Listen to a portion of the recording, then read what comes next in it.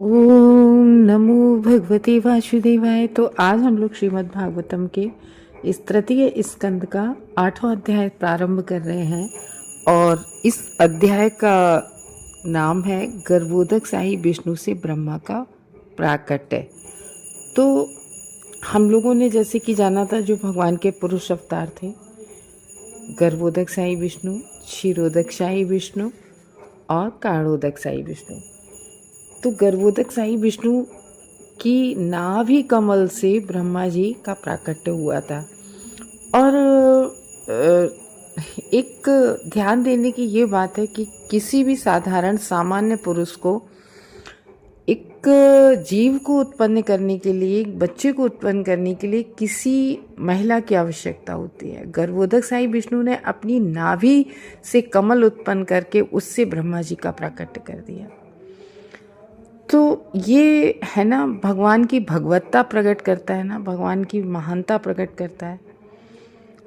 तो अब लास्ट अध्याय पे जो हमने सुना था, लास्ट अध्याय पूरा था विदुर जी के प्रश्नों से भरा था। पूरा लास्ट अध्याय में विदुर जी के सारे प्रश्न थे। तो इस तरीके से जो लास्ट चैप्टर में, लास्ट श्लोक में हम लोगों ने सुना था कि किस तरीके से जो है मैत्री ऋषि से विदुर जी सारे भगवान से विषय क्वेश्चन पूछते हैं और कहते हैं कि सारे विवरण हमें बताओ, जो हमने नहीं भी हम पूछ पाए हैं, भगवान के दिव्य कार्यकलापों से संबंधित सारी बातों को मुझसे कहो। तो इस श्लोक हम देखते हैं। तो जब अब इस अध्याय में मैत्रेय जी अब आंसर देना शुरू करते हैं। तो ऑब्वियसली जब अध्याय शुरू होगा तो मैत्रेय के आंसर से शुरू होगा। तो अब मैत्रेय बोल रहे हैं इस श्लोक को।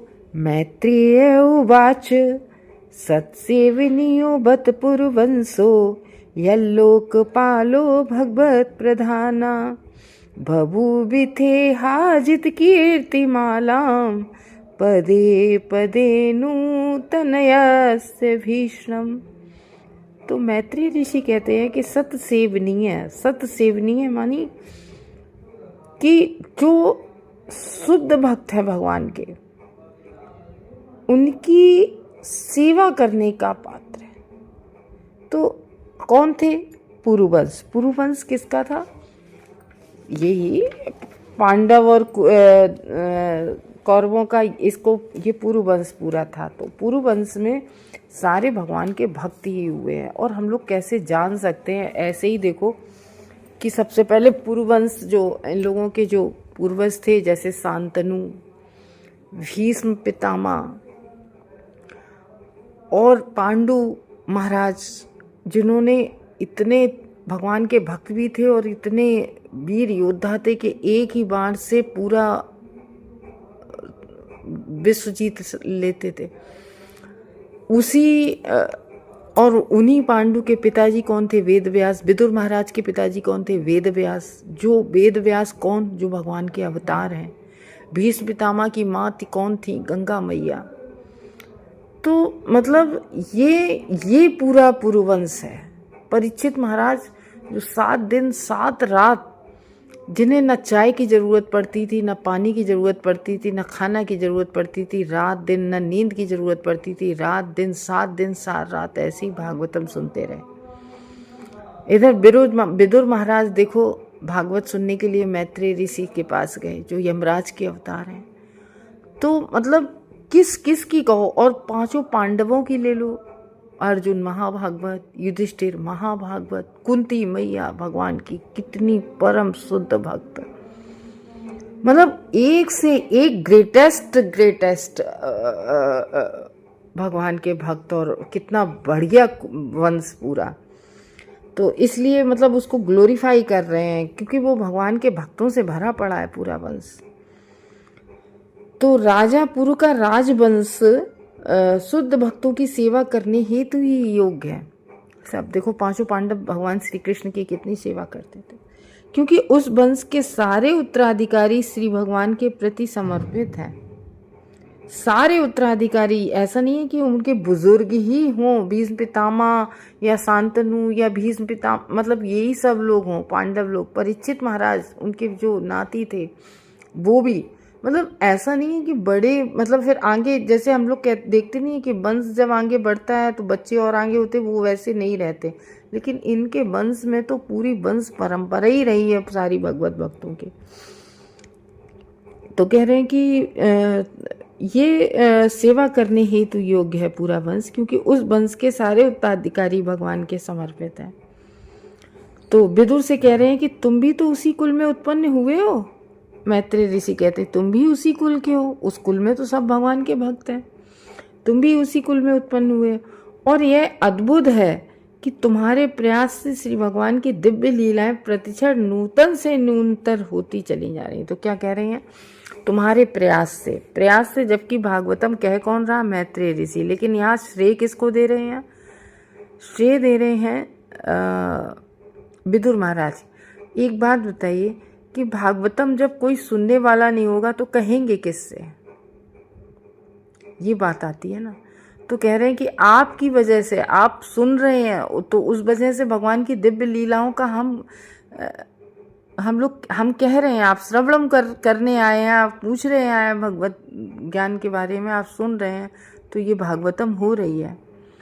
और श्रील प्रभुपाद जी तो ये कहते थे कि भागवतम कोई एक ही व्यक्ति, ये नहीं कि बहुत भीड़ हो, कोई एक ही व्यक्ति सुनने वाला हो तो भी कहना चाहिए, क्योंकि भगवान की दिव्य लीलाओं को उस भक्त के कारण मौका मिल रहा है उस भगवान की उन दिव्य लीलाओं को कहने के लिए। तो इसी वजह से हमें भी थोड़ा प्रोत्साहन मिलता है, क्योंकि हम अपने मन से तो कुछ कह नहीं रहे, जो हमारे गुरुओं ने कहा है, जो हमारी भागवतम में लिखा है, अपने मन से हम एक भी शब्द, एक भी अक्षर तो जोड़ते नहीं हैं। वही कह रहे हैं, चाहे वो एक व्यक्ति सुने, तो मेरा ये जो कहना भागवतम का, ये हमें सफल बनाता है। तो वही कह रहे हैं, मैत्रेय मुनि विदुर को धन्यवाद दे रहे हैं कि आप सुन तो रहे हैं भागवतम, तो हमें कहने का मौका मिल रहा है। तो ये भागवत बार बार कही जाती है तो नित्य नूतन होती जा रही है।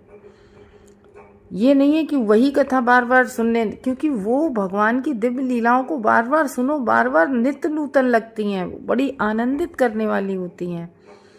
तो उनके वंश की ख्याति का संदर्भ देते हुए उनकी प्रशंसा कर रहे हैं कि आप भी तो उसी वंश से हो, क्योंकि पूरा पूर्ववंश भगवान के भक्तों से भरा पड़ा है, पूरा भरा पूरा है, और इसके कारण से महिमा मंडित था। चूंकि वे लोग निर्विशेष ब्रह्म या स्थानीय परमात्मा के प्रति अनुरक्त न होकर सीधे भगवान अर्थात पूर्ण पुरुषोत्तम भगवान से जुड़े थे। जैसे कि भगवान को अलग अलग लोग अलग अलग तरीके से मानते हैं, वो 3 तरीके होते हैं, यानी कि ब्रह्म, कुछ निर्विशेषवादी होते हैं वो केवल ब्रह्म ज्योति को ही मानते हैं, दूसरे परमात्मा को मानने वाले होते हैं, ब्रह्मेति परमात्मेति और भगवानेति, और तीसरे कैटेगरी के जो शुद्ध भक्त होते हैं, भगवान की भक्ति करते हैं, वो साक्षात भगवान को ही मानते हैं कि श्री कृष्ण परम पुरुष भगवान है, या राम भगवान उनका रूप है श्री कृष्ण, तो वो लोग भगवान के ही रूप को मानते हैं।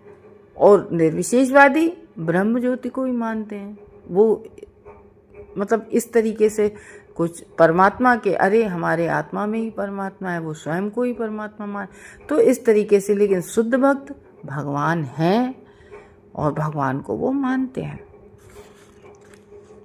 भगवान एवं उनके शुद्ध भक्तों की सेवा करने के योग्य थे। कुरुवंश भगवान की सेवा करते थे और उस योग्य भी थे, क्योंकि विदुर उसी वंश के वंशजों में से एक थे।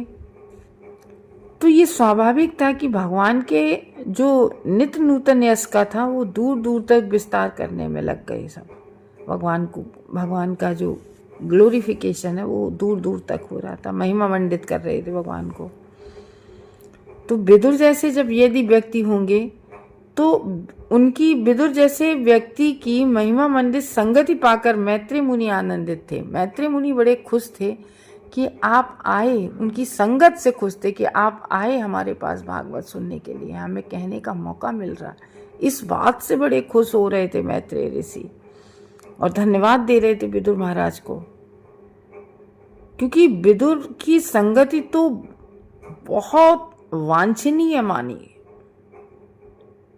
क्योंकि ऐसी संगति जिसको मिल जाए, विदुर महाराज जैसे व्यक्ति की संगति से मनुष्य की भक्तिमयी सेवा सुसुप्त प्रवृत्तियां त्वरित हो जाती हैं।